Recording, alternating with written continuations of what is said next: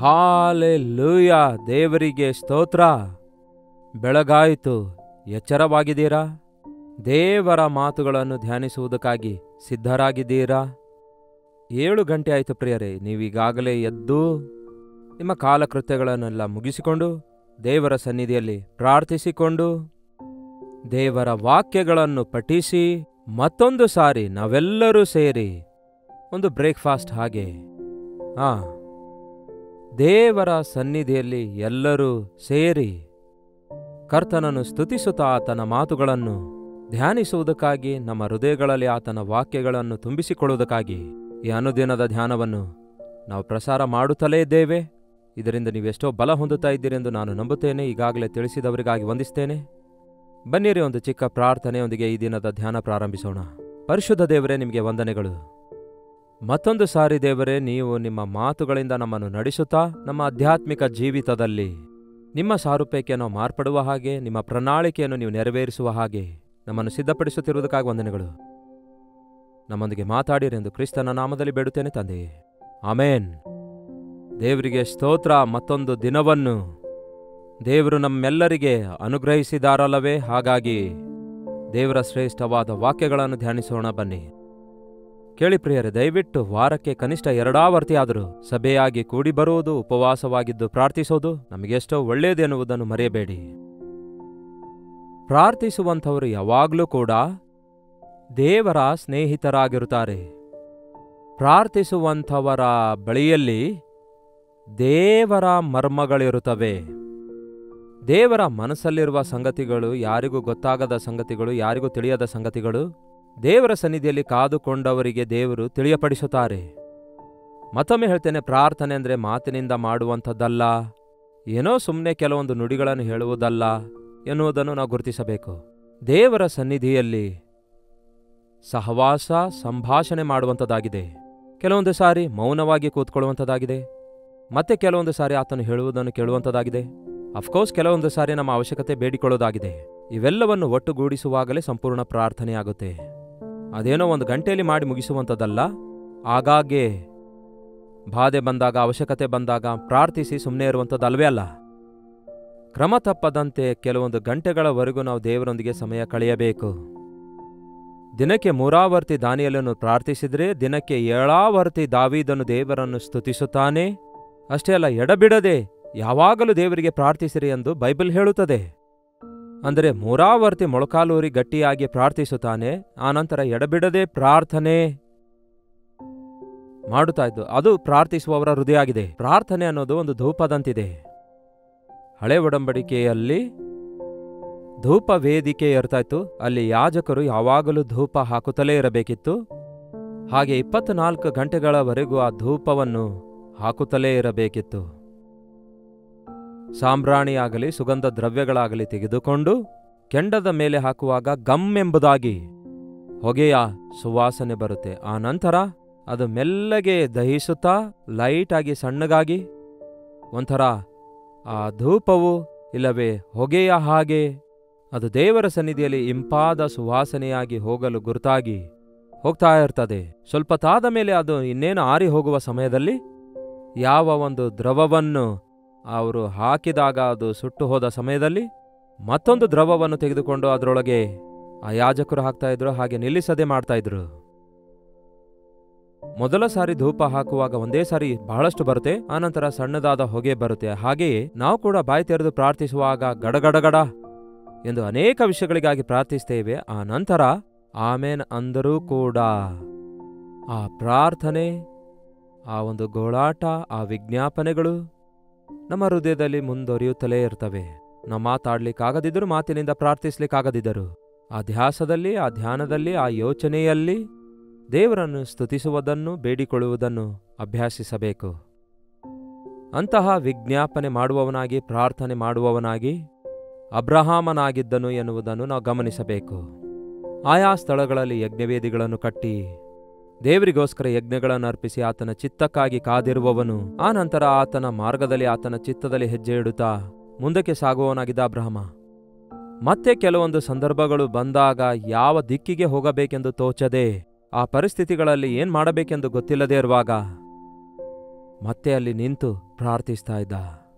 ಹಾಗೆಯೇ ಆಯಾ ಸಮಯಗಳಲ್ಲಿ ನಾವು ತೊಂದರೆ ಪಡ್ತಾ ಇರುವಾಗ, ಕಷ್ಟ ಎದುರಿಸುತ್ತಿರುವಾಗ, ಶೋಧನೆಗಳನ್ನು ಎದುರಿಸುವಾಗ, ಯಾವ ರೀತಿಯಾಗಿ ಕೆಲಸ ಮಾಡಬೇಕೆಂದು ಗೊತ್ತಿಲ್ಲದೇ ಇರುವಾಗ ಸ್ವಲ್ಪ ನಿಂತು ಪ್ರಾರ್ಥಿಸುವಂಥದ್ದು, ಜೋರಾಗಿ ಪ್ರಾರ್ಥಿಸಿ ಕರ್ತನನ್ನು ಸ್ತುತಿಸುವಂಥದ್ದು ಕೂಡ, ಮೊಳಕಾಲೂರಿ ಪ್ರಾರ್ಥಿಸುವುದು ಎಷ್ಟೋ ಅವಶ್ಯಕವಾಗಿದೆ. ಆದರೆ ಪ್ರಾರ್ಥನೆಯ ಧೂಪ ಮಾತ್ರ ನಾವು ಹಾಕುತ್ತಲೇ ಇರಬೇಕು. ಅಬ್ರಹಾಮನು ಪ್ರಾರ್ಥಿಸುವವನಾಗಿದ್ದನೆಂದು, ಅಬ್ರಹಾಮನೊಂದಿಗೆ ಸ್ನೇಹಿತನ ಸಂಗಡ ಮಾತಾಡಿದಂತೆ ದೇವರು ಮಾತಾಡಿದರು ಎಂಬುದಾಗಿ ಕೂಡ ಬೈಬಲ್ನಲ್ಲಿದೆ. ಅಬ್ರಹಾಮನು ನನ್ನ ಸ್ನೇಹಿತನು ಎಂದು ಕರ್ತನು ಹೇಳಿರುವುದನ್ನು ಕೂಡ ನಾವು ಬೈಬಲ್ನಲ್ಲಿ ಓದುತ್ತಾ ಇರ್ತೇವೆ.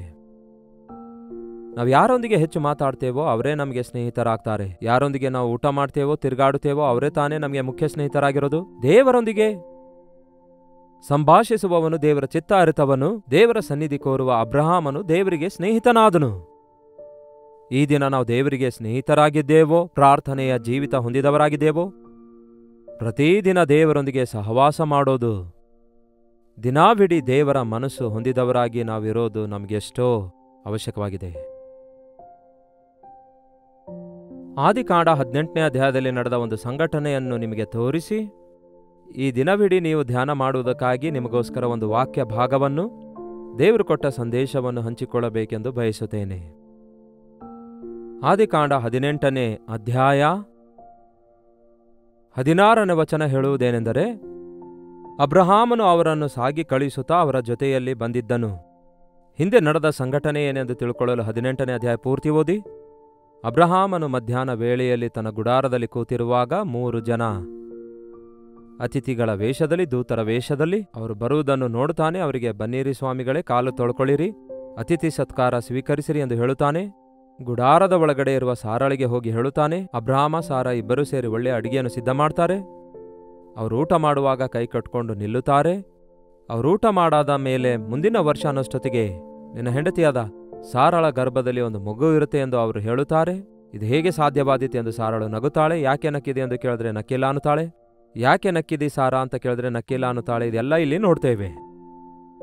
ಯಾವುದೇನೇ ಆಗಿರಲಿ, ದೇವರು ಬಂದು ಅವರ ಅತಿಥಿ ಸತ್ಕಾರವನ್ನು ಸ್ವೀಕರಿಸಿ ಅವರನ್ನು ಆಶೀರ್ವದಿಸಿ ಇನ್ನು ಹೊರಟು ಹೋಗ್ತಿದ್ದಾರೆ. ಅವರನ್ನು ಸಾಗ ಕಳಿಸುವುದಕ್ಕಾಗಿ ಅಬ್ರಹಾಮನು ಅವರ ಜೊತೆ ಹೋಗ್ತಾನಂತೆ. ಒಂದು ಕಾಲದಲ್ಲಿ ಈ ರೀತಿ ಸಾಗಿ ಕಳಿಸೋದು ಬಹಳ ಚೆನ್ನಾಗಿರ್ತಾಯಿತ್ತು. ಈಗ ಏನೂ ಇಲ್ಲ, ಅಲ್ಲಿಂದಲೇ ಬಾಯಿ ಹೇಳ್ತಾರೆ. ಯಾರನ್ನಾದರೂ ಕಳಿಸಬೇಕಾದ್ರೆ ರೈಲ್ವೆ ಸ್ಟೇಷನ್ಗೆ ಹೋಗಿ ಟ್ರೈನ್ ಬರುವವರೆಗೂ ಕಾದಿದ್ದು ನೆಂಟರನ್ನು ಕಳಿಸಿಕೊಡ್ತಾ ಇದ್ರು. ಬರೀ ಫ್ರೆಂಡ್ಸ್ಗೆ ಬಾಯಿ ಹೇಳಲ್ಲ, ಸ್ನೇಹಿತರಿಗಷ್ಟೇ ಬಾಯಿ ಹೇಳಲ್ಲ. ನೋಡಿ ಪ್ರಿಯರೇ, ನಮ್ಮ ತಂದೆ ತಾಯಿಗಳು, ಬಂಧುಗಳು ನಮ್ಮ ಮನೆಗೆ ಬಂದಾಗ ಈ ದಿನಗಳಲ್ಲಿ ಈವನ್ ಸ್ವಂತ ತಂದೆ ತಾಯಿಗಳೇ ಮನೆಗೆ ಬಂದರೂ ಕೂಡ ಅವರನ್ನು ಕಳಿಸಿಕೊಡುವುದಕ್ಕಾಗಿ ಊಬರ್ ಬುಕ್ ಮಾಡ್ತಾರೆ, ಹೊರಟು ಹೋಗಿರಿ ಅನ್ನುತ್ತಾರೆ. ಇಲ್ಲವೇ ಅವರನ್ನು ಕಳಿಸುವುದಕ್ಕೋಸ್ಕರ ಕಾರ್ ಕಳಿಸಿಕೊಡ್ತಾರೆ, ಬಸ್ ಹತ್ತಿ ಹೋಗಿ ಎಂದು ಹೇಳುವುದನ್ನು ನಾವು ನೋಡ್ತೇವೆ. ಆದರೆ ಆ ಒಂದು ಪ್ರೀತಿಯಾಗಲಿ, ಆ ಒಂದು ಐಕ್ಯತೆ ಈ ದಿನ ಕಾಣಿಸುತ್ತಾ ಇಲ್ಲ. ವಿಸ್ತಾರವಾದ ಬಹಳಷ್ಟು ಕೆಲಸ ಕಾರ್ಯಗಳಿವೆ. ಏರ್ಪೋರ್ಟ್ಗೆ ನಿಮ್ಮನ್ನು ಬಿಟ್ಟು ಬರಬೇಕಾದ್ರೆ, ರೈಲ್ವೆ ಸ್ಟೇಷನ್ಗೆ ನಿಮ್ಮನ್ನು ಬಿಟ್ಟು ಬರಬೇಕಾದ್ರೆ ನನ್ನ ಟೈಮ್ ವೇಸ್ಟ್ ಆಗುತ್ತೆ, ಹಾಗಾಗಿ ನೀವೇ ಹೊರಟು ಹೋಗಿರಿ ಅನ್ನುತ್ತಾರೆ. ಆಯ್ತು ಸರಿ, ಈ ದಿನ ಪರಿಸ್ಥಿತಿ ಹಾಗಿವೆ, ಇರೋದೇ ಆ ಥರ ಬಿಡಿ. ಆದರೆ ಆ ರೀತಿ ಸಾಗ ಕಳುಹಿಸುವಂಥದ್ದು, ಈ ರೀತಿ ಕೈಯನ್ನ ಅಲ್ಲಾಡಿಸೋದು, ಟ್ರೈನ್ ಕದಲುವಾಗ ಕೈ ಅಲ್ಲಾಡಿಸುತ್ತಾ ಇರುವುದು ಒಂದು ಮರೆಯಲಾರದಂತಹ ನೆನಪಾಗಿ ನಮ್ಮ ಮನಸ್ಸಲ್ಲಿ ಉಳ್ಕೊಳ್ಳುತ್ತದೆ ಎಂದು ನಾವು ಅರ್ಥಕೊಳ್ಳಬೇಕು.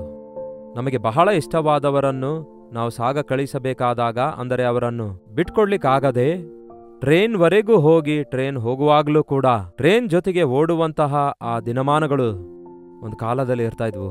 ನನ್ನ ಜೀವಿತದಲ್ಲಿ ಕೂಡ ಇದ್ವು. ಅಂದರೆ ಇಲ್ಲಿ ನಾನು ಮನುಷ್ಯರ ಕುರಿತಾಗಿ ಮಾತಾಡ್ತಾ ಇಲ್ಲ. ದೇವರಿಗೆ ಅಬ್ರಹಾಮನು ಎಷ್ಟು ಪ್ರೀತಿ ಮಾಡ್ತಾ ಇದ್ದಾನೆ ನೋಡಿ. ಎಷ್ಟೋ ಹೊತ್ತು ಅವರು ಮನೆಯಲ್ಲಿರ್ತಾರೆ, ಆಹಾರ ತೆಗೆದುಕೊಂಡು ಊಟ ಮಾಡುತ್ತಾರೆ, ಆಶೀರ್ವದಿಸ್ತಾರೆ. ಈಗ ಹೊರಟು ಹೋಗುವಾಗ ಟಾಟಾ ಹೇಳಲಾರದೆ, ಅವರನ್ನು ಬಿಟ್ಟು ಬಿಡಲಾರದೆ ಅಬ್ರಹಾಮನು ಕೂಡ ದೂತರ ಸಂಗಡ, ದೂತರು ಅಂದರೆ ಕರ್ತನು ಎಂಬುದಾಗಿ ಕೂಡ ಅಲ್ಲಿದೆ, ಅವರನ್ನು ಸಾಗ ಕಳಿಸಲು ಅವರ ಜೊತೆಯಲ್ಲಿ ಹೋಗಿರುವುದನ್ನು ನೋಡ್ತೇವೆ. ಹಾಗೆ ಸಾಗ ಕಳಿಸಲು ಹೋದಾಗ ಏನಾಯಿತು? 17ನೇ ವಚನ. ಆಗ ಯಾವಾಗ ಅವರನ್ನು ಸಾಗ ಕಳುಹಿಸುತ್ತಿರುವಾಗ ಯೆಹೋವನು ತನ್ನೊಳಗೆ, ನಾನು ಮಾಡಬೇಕೆಂದಿರುವ ಕಾರ್ಯವನ್ನು ಅಬ್ರಹಾಮನಿಗೆ ಮರೆಮಾಡುವುದು ಸರಿಯೋ? ನಾನು ಮಾಡುವ ಕಾರ್ಯವನ್ನು ಅಬ್ರಹಾಮನಿಗೆ ಮರೆಮಾಡುವುದು ಸರಿಯೋ? ಮನಸ್ಸಲ್ಲಿ ನಾನು ಅಂದ್ಕೊಂಡಿರೋದನ್ನು ನನ್ನ ಸ್ನೇಹಿತನಾದ ಅಬ್ರಹಾಮನಿಗೆ ಹೇಳಲಾರದೆ ನಾನು ಮುಂದೆ ಸಾಗ್ಲಿಕ್ಕಾಗತ್ತಾ? ಅಬ್ಬಾ, ಎಂತಹ ಮಾತು ನೋಡಿ. ನೋಡಿ, ಎಂಥ ಪ್ರೀತಿ, ಎಂಥ ಬಾಂಧವ್ಯ ಅದು. ಮನಸ್ಸಲ್ಲಿರೋದು ಒಬ್ಬರಿಗೊಬ್ಬರು ಹೇಳಲಾರದೆ ಇರುವಂಥವರು, ಅವ್ರಿಗೆ ಎಷ್ಟು ಪ್ರೀತಿ ಇರಬೇಕು, ಸ್ನೇಹ ಇರಬೇಕು, ಬಾಂಧವ್ಯ ಇರಬೇಕು ನೋಡಿ. ನಮಗಿಷ್ಟಕರವಾದವರು, ನಮಗೆ ಮುಖ್ಯವಾದವರು, ನಮಗೆ ಪ್ರಿಯವಾಗಿರುವವರು, ನಮಗೆ ಸ್ವಂತವಾಗಿರುವವರು ನಮ್ಮ ತಂದೆ ತಾಯಿಗಳೊಂದಿಗೆ ಇಲ್ಲವೇ ಮಕ್ಕಳೊಂದಿಗೆ ಈ ದಿನ ರಹಸ್ಯವಾಗಿ ಮುಚ್ಚುಮರೆ ಮಾಡುವಂಥದ್ದು, ಅವರಿಗೆ ಯಾವ ವಿಷಯ ಹೇಳಲಾರದೆ ಇರುವಂಥದ್ದು, ಹೇಳಿದ್ರೆ ಎಷ್ಟು ಜಗಳವಾಗುತ್ತದೋ, ಹೇಳಿದ್ರೆ ಏನು ಎದುರಿಸಬೇಕಾಗ್ತದೋ, ಯಾಕೆ ಹೇಳಬೇಕು, ಅಷ್ಟಕ್ಕೂ ನಾನ್ಯಾಕೆ ಹೇಳಬೇಕೆಂಬ ಪರಿಸ್ಥಿತಿ ಈ ದಿನ ನೋಡ್ತೇವೆ.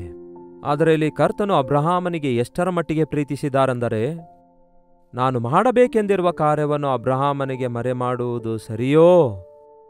ಯಾಕೆಂದರೆ ನಿಶ್ಚಯವಾಗಿ ಅಬ್ರಹಾಮನು ಬಲಿಷ್ಠವಾದ ಮಹಾ ಜನಾಂಗವಾಗುತ್ತಾನೆ. ಅಬ್ರಹಾಮನು ದೇವರ ದೊಡ್ಡ ಜನಾಂಗವಾಗುತ್ತಾನೆ ಮತ್ತು ಅವನ ಜನಾಂಗವನ್ನು ನಾನು ಆಶೀರ್ವದಿಸುತ್ತೇನೆ. ಅವನ ಬಂಧುವಾಗಿರುವ ಲೋಟನು ಇರುವಂತಹ ಸ್ಥಳವನ್ನು ಈಗ ನಾನು ನಾಶನ ಮಾಡಲು ಹೋಗುತ್ತಿದ್ದೇನೆ.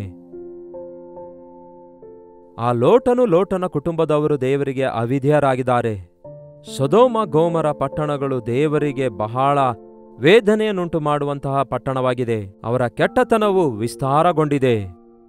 ಆ ಪಟ್ಟಣ ನಾಶನ ಮಾಡ್ಲಿಕ್ಕೆ ಹೋಗ್ತಿದ್ದೇನೆ. ಅಲ್ಲಿ ಅಬ್ರಹಾಮನ ಬಂಧು ಇದ್ದಾನಲ್ಲವೇ, ಹಾಗಾಗಿ ಆ ಕಾರ್ಯವನ್ನು ನಾನು ಹೇಗೆ ಹೇಳಲಾರದೆ. ಆ ಸೊದೋಮ ಗೋಮರ ಪಟ್ಟಣವನ್ನು ನಾನು ಬೆಂಕಿಯ ಮಳೆಯನ್ನು ಸುರಿಯ ಮಾಡಿ ಬೆಂಕಿಯಿಂದ ಹೇಗೆ ನಾನು ನಾಶ ಮಾಡ್ಲಿಕ್ಕಾಗುತ್ತೆ ಎನ್ನುವಂಥದ್ದನ್ನು ನಾವು ದೇವರಂದುಕೊಳ್ಳುವುದನ್ನು ಇಲ್ಲಿ ನೋಡ್ತೇವೆ. ಪ್ರಿಯರೇ, ಈ ದಿನ ನಾವು ಪ್ರಾರ್ಥಿಸುವಾಗ ನಮ್ಮ ಬಂಧುಗಳ ವಿಷಯದಲ್ಲಿ, ನಮಗೆ ಪ್ರಿಯರಾದವರ ವಿಷಯದಲ್ಲಿ ಜರುಗಲಿಕ್ಕಿರುವಂತಹ ವಿಷಯಗಳ ಕುರಿತು ದೇವರು ನಮಗೆ ಸತ್ಯಾರ್ಥಗಳನ್ನು, ಆ ಮರ್ಮಗಳನ್ನು ನಮಗೆ ತಿಳಿಯಪಡಿಸಲು ಇಚ್ಛಿಸುತ್ತಾರೆ. ದೇವರು ಯಾರಿಗೇ ಆಗಲಿ ನಾಶ ಮಾಡುವಂಥದ್ದಾಗಲಿ, ಯಾರನ್ನೇ ಆಗಲಿ ಬಾಧೆ ಪಡಿಸುವಂಥದ್ದಾಗಲಿ ಆತನಿಗೆ ಇಷ್ಟವಿರಲ್ಲ. ಆತನು ಹೃದಯಪೂರ್ವಕವಾಗಿ ನರಮನುಷ್ಯರಿಗೆ ದುಃಖವಾಗಲಿ ವೇದನೆಯಾಗಲಿ ಉಂಟು ಮಾಡೋದಿಲ್ಲ. ನಾನು ಮಾಡುವಂತಹ ಈ ಕಾರ್ಯ ಅಬ್ರಹಾಮನಿಂದ ಮುಚ್ಚಿಡಲು ಹೇಗೆ ಸಾಧ್ಯ? ನಾವು ಪ್ರಾರ್ಥನೆಯಲ್ಲಿ ದೇವರ ಸನ್ನಿಧಿಯಲ್ಲಿ ಕಾದುಕೊಂಡಿರುವಾಗ ನಮ್ಮ ಸ್ವಂತ ಮನೆಯವರ ವಿಷಯದಲ್ಲಿಯೇ ದೇವರು ನಮ್ಮನ್ನು ಎಚ್ಚರಿಸ್ತಾರೆ. ನಿಮ್ಮ ಮಗನ ಮೇಲೆ ನನ್ನ ಉಗ್ರಕೋಪ ಬರಲಿಕ್ಕಿದೆ, ಎಚ್ಚರಗೊಂಡು ಪ್ರಾರ್ಥಿಸಿರಿ ಎಂಬುದಾಗಿ. ನಿಮ್ಮ ಕುಟುಂಬದಲ್ಲಿ ನಷ್ಟ ಉಂಟಾಗಲಿಕ್ಕಿದೆ, ಹಾಗಾಗಿ ಎಚ್ಚರ ವಹಿಸಿರಿ ಎಂಬುದಾಗಿ. ನಿಮ್ಮ ಬಂಧುಗಳು ಇಲ್ಲವೇ ನಿಮ್ಮ ಊರು ಇಲ್ಲವೇ ನಿಮ್ಮ ಗ್ರಾಮ ದೇವರ ಕೋಪಕ್ಕೆ ಗುರಿಯಾಗುತ್ತದೆ ಎಂಬುದಾಗಿ ವಿಶ್ವಾಸದೊಂದಿಗೆ ಎಚ್ಚರಗೊಳ್ಳಿರಿ ಎನ್ನುವಂತೆ ದೇವರು ನಮಗೆ ತಿಳಿಯಪಡಿಸುತ್ತಾರೆ. ಆತನ ಮರ್ಮವು ಆತನ ಭಕ್ತರಿಗೆ ಗೋಚರವಾಗುತ್ತೆ. ಆತನೊಂದಿಗೆ ಸಹವಾಸ ಮಾಡುತ್ತಾ ಪ್ರಾರ್ಥಿಸೋದಂದ್ರೆ ಸುಮ್ಮನೆ ಬೇಡಿಕೊಂಡು ಮೌನವಾಗಿರೋದಲ್ಲ ಪ್ರಿಯರೇ. ಅನೇಕ ವಿಷಯಗಳನ್ನು ಅರಿತು ಅವುಗಳಿಗೋಸ್ಕರ ವಿಜ್ಞಾಪನೆ ಮಾಡುವಂಥದ್ದಾಗಿದೆ. ಅಬ್ರಹಾಮನಿಗೆ ದೇವರು ಹೇಳ್ತಾರೆ, ನಾನು ಸೊದೋಮ ಗೋಮರ ಪಾಪವು ಎಷ್ಟೋ ಘೋರವಾಗಿದೆ. ಏನ್ ಹೇಳ್ತಾರೆ ದೇವರು? ಅವುಗಳ ಪಾಪ ಎಷ್ಟೋ ಘೋರವಾದದ್ದರಿಂದ ನಾನೇ ಇಳಿದು ಹೋಗಿ ಅದನ್ನು ನೋಡಿ ಅದರ ಮನುಷ್ಯರನ್ನು ನಾನು ದಂಡಿಸುವವನಾಗಿದ್ದೇನೆ. ಆ ಪಟ್ಟಣವನ್ನು ನಾನು ಶಿಕ್ಷಿಸಲಿಕ್ಕಿದ್ದೇನೆ ಅನ್ನುತ್ತಾರೆ. ಹೇಳಬೇಕಾದ್ರೆ ಅಬ್ರಹಾಮನ ನಿಮಿತ್ತವೇ ಲೋಟನು ಆ ಸ್ಥಿತಿಗೆ ಬರ್ತಾನೆ. ಅಬ್ರಹಾಮನ ಹಿಂದೆ ಬಂದು ನಂಬುವುದನ್ನು ಕಲಿತುಕೊಂಡು ಪ್ರಾರ್ಥಿಸುವುದನ್ನು ಕಲಿತುಕೊಂಡು ಒಬ್ಬಂಟಿಗನಾಗಿ ಬಂದವನು ದೊಡ್ಡ ಪರಿವಾರವಾಗುತ್ತಾನೆ. ಅಬ್ರಹಾಮನ ಕೆಲಸಗಾರರಿಗೂ ಲೋಟನ ಕೆಲಸಗಾರರಿಗೂ ಜಗಳವಾದಾಗ, ಸ್ಥಳ ಸಾಕಾಗದೇ ಇರುವಾಗ ಕೆಲಸಗಾರರು ಬಂದು ಹೇಳಿದಾಗ ಅವರಿಗೆ ಬುದ್ಧಿ ಹೇಳಬೇಕಿತ್ತಲ್ಲವೇ? ನಮಗೆ ಬಂದಿರೋದೆಲ್ಲವೂ ಕೂಡ ಅಬ್ರಹಾಮನಿಂದಲೇ ಬಂತಲ್ಲವೇ? ನೀವೇ ಸುಧಾರಿಸಿಕೊಳ್ಳಿರಿ ಎಂದು ಕೆಲಸಗಾರರಿಗೆ ಹೇಳಬೇಕು. ನಾನು ಬೇರೆ, ಅಬ್ರಹಾಮನು ಬೇರೆ ಅಲ್ಲ. ನಾವು ಬಂಧುಗಳು, ರಕ್ತ ಸಂಬಂಧಿಗಳು, ನಾವು ವಿಶ್ವಾಸಿಗಳು, ದೇವರ ಮಾರ್ಗದಲ್ಲಿ ನಡೆಯುವವರು ಎಂದು ಬುದ್ಧಿ ಹೇಳಬೇಕಿತ್ತಲ್ಲವೇ? ಕೆಲಸಗಾರರು ಜಗಳವಾಡಿದ್ದಕ್ಕೆ ಬೇರೆ ಆಗ್ತೇನೆ ಅನ್ನುತ್ತಾನೆ. ಆಯ್ತು ಸರಿ, ಅಬ್ರಹಾಮನಂದಾಗ ಹೋಗ್ತಾನೆ. ಅವರ ಮಧ್ಯೆ ಯಾವ ಕಮ್ಯುನಿಕೇಶನೇ ಇಲ್ಲ. ಆದಾಗ್ಯೂ ಅಬ್ರಹಾಮನ ಮನಸ್ಸು ವಿಶಾಲವಾದ ಮನಸ್ಸಾಗಿತ್ತು.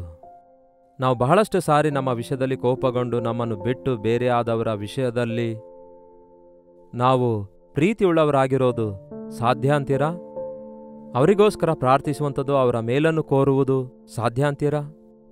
ಕ್ರಿಸ್ತನೊಂದಿಗೆ ನೀವು ಸಂಬಂಧದಲ್ಲಿರುವಾಗ ನಿಮ್ಮ ಪ್ರೀತಿ ಕ್ರಿಸ್ತನ ಪ್ರೀತಿಯಾಗಿರುವುದರಿಂದ ಇತರರು ನಿಮ್ಮನ್ನು ಪ್ರೀತಿಸಿದರೂ ಪ್ರೀತಿಸದಿದ್ದರೂ, ನಿಮ್ಮನ್ನು ದುಃಖಪಡಿಸಿದ್ರು ಸಂತೋಷಪಡಿಸಿದ್ರು, ನಿಮ್ಮ ಪ್ರೀತಿ ಮಾತ್ರ ಒಂದೇ ಥರ ಇರುತ್ತೆ. ಅದೇ ಅಬ್ರಹಾಮನ ಪ್ರೀತಿಯಾಗಿತ್ತು, ಪ್ರಾರ್ಥನೆಯಾಗಿತ್ತು. ನಂತರದ ವಚನದಲ್ಲಿ ನೀವು ನೋಡೋದಾದರೆ ಅಬ್ರಹಾಮನು ಅಷ್ಟೊಂದು ಸಮಯ ಅಂದರೆ ಅಬ್ರಹಾಮನು ಲೋಟನಿಗೋಸ್ಕರ ದೇವರ ಸನ್ನಿಧಿಯಲ್ಲಿ ವಿಜ್ಞಾಪನೆ ಮಾಡುತ್ತಾನೆ. ದೇವರೇ, ನೀನು ಶಿಕ್ಷಿಸುವಾಗ ನೀತಿವಂತರನ್ನು ಕೂಡ ಪಾಪಿಗಳೊಂದಿಗೆ ನಾಶನ ಮಾಡುತ್ತೀಯಾ? 50 ಮಂದಿ ನೀತಿವಂತರಿರುವುದಾದರೆ ಆ ಪಟ್ಟಣವನ್ನು ಕಾಪಾಡುವಿಯಾ ಅಂದಾಗ ಆಯ್ತು ಸರಿ ಅನ್ನುತ್ತಾರೆ ದೇವರು. ಮತ್ತೆ ಆಲೋಚಿಸ್ತಾನೆ, ಒಂದು ವೇಳೆ 40 ಜನ ನೀತಿವಂತರಿದ್ರೆ, 35 ಮಂದಿ ಇರುವುದಾದ್ರೆ 25 ಮಂದಿ ಇರುವುದಾದ್ರೆ, 10 ಮಂದಿ ಇರುವುದಾದ್ರೆ, ದೇವರು ಹೇಳ್ತಾರೆ 10 ಮಂದಿ ನೀತಿವಂತರು ಒಂದು ವೇಳೆ ಇರುವುದಾದ್ರೆ ನಿನ್ನ ವಿಜ್ಞಾಪನೆಯನ್ನು ಕೇಳಿ ಆ ಪಟ್ಟಣವನ್ನು ನಾಶನ ಮಾಡುವುದಿಲ್ಲವೆಂದು ಕರ್ತನು ಹೇಳ್ತಾನೆ. ಅಬ್ರಹಾಮನು 10 ಮಂದಿ ಅಂದ್ರೆ ಲೋಟನು ಕನಿಷ್ಠ ಯಾರನ್ನಾದರೂ ಸಂಪಾದಿಸಿರ್ತಾನೆ ಅಂದುಕೊಂಡನೋ ಏನೋ. ಮತ್ತಷ್ಟು ವಿಜ್ಞಾಪನೆ ಮಾಡಿ ಒಬ್ಬ ನೀತಿವಂತನಿದ್ರೆ ಕಾಪಾಡುವಿ ಎಂದು ಹೇಳಿದಾಗ ದೇವರು ಆತನ ಮೊರೆ ಕೇಳ್ತಾ ಇದ್ರೇನೋ.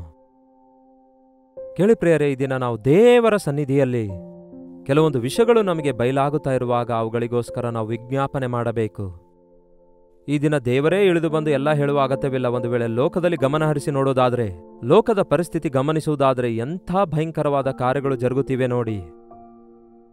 ಎಂತಹ ಅನ್ಯಾಯ, ಮೋಸ, ವ್ಯಭಿಚಾರ, ರೇಪ್ಸ್, ಮಾನಭಂಗಗಳು, ಭಯಂಕರವಾದ ಕೃತ್ಯಗಳು ಈ ದಿನಗಳಲ್ಲಿ ನಡೆಯುತ್ತಾ ಇವೆ. ಈ ವಿಷಯಗಳೆಲ್ಲ ದೇವರಿಗೆ ದುಃಖಪಡಿಸುವುದನ್ನು ನೋಡುವಾಗ ದೇವರೇ ಈ ದೇಶವನ್ನು ಕಾಪಾಡಿರಿ, ಈ ಲೋಕವನ್ನು ಕಾಪಾಡಿರಿ ಎಂದು ನಾವು ವಿಜ್ಞಾಪನೆ ಮಾಡಬೇಕಾಗಿದೆ. ನಾವು ಕೂಡ ಈ ಲೋಕದಲ್ಲಿ ಇರುವುದರಿಂದ ಈ ಲೋಕದ ಮೇಲೆ ಉಗ್ರಕೋಪ ಬರುವಾಗ ದೇವರೇ ನಮ್ಮನ್ನು ಜ್ಞಾಪಕ ಮಾಡಿಕೊಳ್ಳಿರಿ ಎಂದು ವಿಜ್ಞಾಪನೆ ಮಾಡುವುದು ಕೂಡ ಎಷ್ಟೋ ಅವಶ್ಯಕವಾಗಿದೆ. ಈ ದಿನ ನಿಮ್ಮ ಬಂಧುಗಳಿಗೋಸ್ಕರ, ನಿಮ್ಮ ರಕ್ತ ಸಂಬಂಧಿಗಳಿಗೋಸ್ಕರ, ಸ್ನೇಹಿತರಿಗೋಸ್ಕರ ಪ್ರಾರ್ಥಿಸಿರಿ, ವಿಜ್ಞಾಪನೆ ಮಾಡಿರಿ. ಈ ಲೋಕದ ಮೇಲೆ ದೇವರ ಉಗ್ರತೆ ಬರುವಂಥದ್ದಾಗಿದೆ. ಕರ್ತನ ಬರೋಣ ಅತಿ ಸಮೀಪದಲ್ಲಿದೆ. ಆತನ ಕೋಪ ಉರಿಯುತ್ತಾ ಇದೆ. ಯಾಕೆಂದರೆ ಅನ್ಯಾಯ, ಅಕ್ರಮ ವಿಸ್ತರಿಸುತ್ತಾ ಇದೆ. ಹಾಗಾಗಿ ಪ್ರಾರ್ಥಿಸೋಣ, ವಿಜ್ಞಾಪನೆ ಮಾಡೋಣ. ಕರ್ತನ ಬರೋಣದವರೆಗೂ ನಾವು ಸಿದ್ಧರಾಗೋಣ, ನಮ್ಮೊಂದಿಗಿರುವವರನ್ನು ಕೂಡ ಸಿದ್ಧ ಮಾಡೋಣ. ಪ್ರಾರ್ಥನೆ. ಪರಿಶುದ್ಧ ದೇವರೇ, ಪ್ರೀತಿಯುಳ್ಳ ತಂದೆಯೇ, ಯಾರ್ಯಾರು ಈ ಮಾತುಗಳನ್ನು ಕೇಳಿ ಇಂತಹ ಪ್ರಾರ್ಥನೆಯ ಜೀವಿತ ನನಗೇ ಬೇಕು, ನಾನು ಪ್ರಾರ್ಥಿಸಬೇಕು ಎಂಬ ತೀರ್ಮಾನ ಯಾರು ತೆಗೆದುಕೊಳ್ತಿದ್ದಾರೋ ಅಂಥವರ ಮೇಲೆ ಕೃಪೆಯನ್ನು ಸುರಿಯ ಮಾಡಿ ಪ್ರಾರ್ಥನಾ ಆತ್ಮವನ್ನು ಸುರಿಸಿರಿ. ದೇವರೇ, ನಮ್ಮ ಕಣ್ಮುಂದೆ ಎಷ್ಟೋ ಜನ ಮರಣ ಹೊಂದಿ ನಿತ್ಯ ನರಕಕ್ಕೆ ಹೋಗ್ತಿರುವಾಗ, ನಮ್ಮ ಸ್ವಂತ ಜನರು, ರಕ್ತ ಸಂಬಂಧಿಗಳು, ನಮ್ಮ ದೇಶಸ್ಥರು ಇನ್ನೂ ನಿಮ್ಮನ್ನು ಅರಿಯದವರಾಗಿ ಎಷ್ಟೋ ಜನ ಇರುತ್ತಿರುವಾಗ, ನಿಮ್ಮ ಸನ್ನಿಧಿಯಲ್ಲಿ ದೇವರೇ ನಿಮ್ಮ ಉಗ್ರಕೋಪ ಅವರ ಮೇಲೆ ಇಳಿದು ಬರುವುದಕ್ಕಿಂತ ಮುಂಚೆಯೇ ಅವರಿಗಾಗಿ ವಿಜ್ಞಾಪನೆ ಮಾಡುವ ಕೃಪೆಯನ್ನು ನಮ್ಮೆಲ್ಲರಿಗೂ ಅನುಗ್ರಹಿಸಿರೆಂದು ಕ್ರಿಸ್ತನ ನಾಮದಲ್ಲಿ ಬೇಡುತ್ತೇವೆ ತಂದೆಯೇ, ಆಮೇನ್. ತಂದೆಯಾದ ದೇವರ ಪ್ರೀತಿಯು, ಮಗನಾಗಿರುವ ಕ್ರಿಸ್ತನ ಕೃಪೆಯೂ, ಆದರಣೆಕರ್ತನಾದ ಪವಿತ್ರಾತ್ಮನ ಸಹವಾಸವು ಈ ಅನುದಿನದ ಧ್ಯಾನದಲ್ಲಿ ಐಕ್ಯವಾಗಿರುವ ನಮ್ಮೆಲ್ಲರ ಸಂಗಡ ಸದಾಕಾಲಕ್ಕೂ ನೆಲೆಯಾಗಿರಲಿ. ಆಮೇನ್.